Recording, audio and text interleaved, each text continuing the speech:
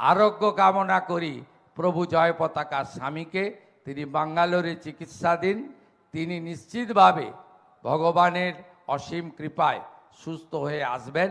তিনি সুস্থ হলেই ডাক্তার অনুমতি দিলে তার কাছে গিয়ে প্রণাম করার সুযোগ সেবক শুভেন্দু অধিকারী নেবে। আমার সঙ্গে ইসকনের সম্পর্ক মুখ্যমন্ত্রী হিসেবে নয়, ভক্ত হিসেবে।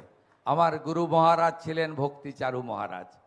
আমার অত্যন্ত যন্ত্রণা আছে, আমি ওনাকে না বলেছিলাম কোভিডের সময় বিদেশে যেতে। উনি মধ্যপ্রদেশে ছিলেন, ফোনে যোগাযোগ হতো প্রতিদিন।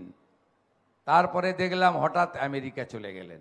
তারপরে দুঃখজনক খবর পেলাম তিনি কোভিডে আক্রান্ত হয়ে দেহ রেখেছেন ওখানে। তাই ইসকনের সঙ্গে আজকের সম্পর্ক আমার নয়। আমি রাধা মাধবের অভিষেক করি বছরে 3 বার, জন্মাষ্টমীর দিন, দোলযাত্রার দিন এবং প্রভু জগন্নাথ দেবের রথযাত্রার দিন। তার সাথে অন্নকূট উৎসব এবং গোবর্ধন পুজোয় গোমাতার সেবা আজ নয়, আমি দীর্ঘ 20 বছরের বেশি ধরে করে আসছি।